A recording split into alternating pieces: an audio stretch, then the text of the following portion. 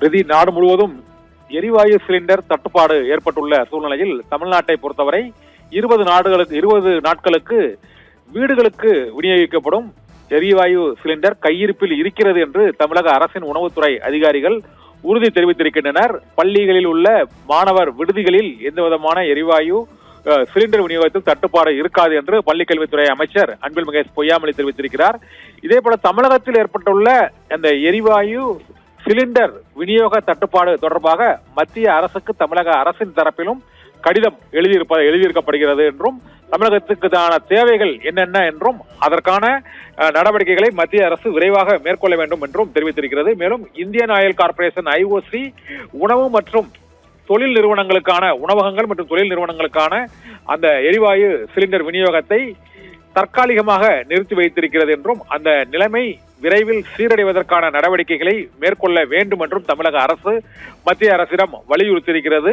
இந்த உணவகங்களில் எரிவாயு சிலிண்டர் விநியோகத்திற்கான விநியோகத்தை இந்தியன் ஆயில் கார்பரேஷன் நிறுத்தி இருப்பதால் சென்னையிலும் பல்வேறு முக்கிய உணவகங்களில் காலை உணவுகள் டிஃபன் ரெடி, அதன் பின்னர் கலவை சாதங்கள் ரெடி என்ற போர்டுகள் பல்வேறு இடங்களில் வைக்கப்பட்டிருக்கின்றன. இதனால் மதிய உணவு மற்றும் இரவு உணவகங்களில் விநியோகிக்கப்படுமா என்ற சந்தேகம் இன்று அண்ணா சாலை மற்றும் திருவல்லிக்கேணி, கோயம்பேடு பகுதிகளில் உள்ள பல்வேறு இடங்களிலும் உள்ள உணவகங்களில் அந்த போர்டுகள் வைக்கப்பட்டிருக்கின்றன.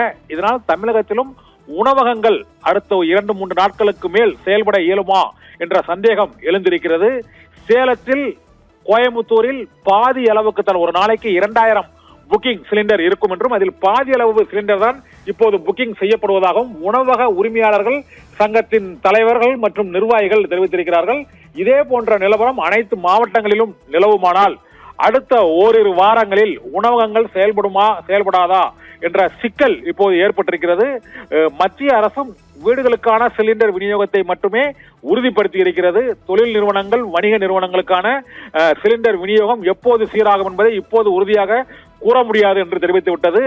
ஈரான் மற்றும் இஸ்ரேல் இடையேயான போர் இங்கு தமிழ்நாட்டிலும் இந்தியாவிலும் ஒவ்வொரு வீட்டு சமையலறையிலும் கூட எதிரொலிக்க தொடங்கி இருக்கிறது.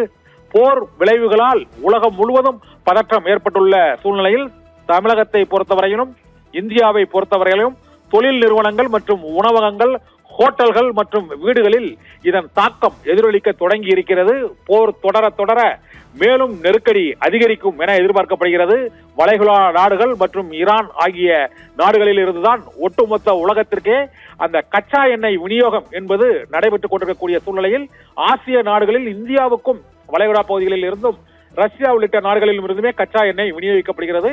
போர் சூழலால் விநியோகம் சங்கிலி உடைபெற்றிருக்கிறது. ஹோர்முஸ் நீரிணை மூடப்பட்டிருக்கிறது. முக்கிய வழிப்பாதைகளில் போர் பதற்றம் ஏற்பட்டிருப்பதால் கச்சா எண்ணெய் விநியோகம் மற்றும் கச்சா எண்ணெயின் விலை உயர்வு மற்றும் இறக்குமதி, உற்பத்தி ஆகியவை ஒட்டுமொத்தமாக பாதிக்கப்பட்டிருப்பது இங்கு தமிழகத்திலும், சென்னையிலும், கோவையிலும், சேலத்திலும், தஞ்சையிலும், திருச்சியிலும் கூட அந்த போரினால் ஏற்பட்ட பாதிப்பால் எரிவாயு சிலிண்டர் விநியோக தடை ஏற்பட்டிருப்பதால் வீடுகளிலும் உணவகங்களிலும் கூட இந்த பிரச்சனை இப்போது எதிரொலிக்க தொடங்கி இருக்கிறது. இந்த சிக்கல் வீடுகளுக்கான சிலிண்டர் விநியோகத்திற்கு 20 நாட்கள் வரை கையிருப்பு இருக்கிறது என்று தமிழக அரசு இப்போது அறிவித்திருப்பது ஓரளவு ஆறுதலை ஏற்படுத்தி இருக்கிறது. ஆனாலும் இந்த நெருக்கடியின் தீவிரம் இந்த தட்டுப்பாட்டின் மூலமாக உணர தொடங்கி இருக்கிறது என்று முதல் ரதி.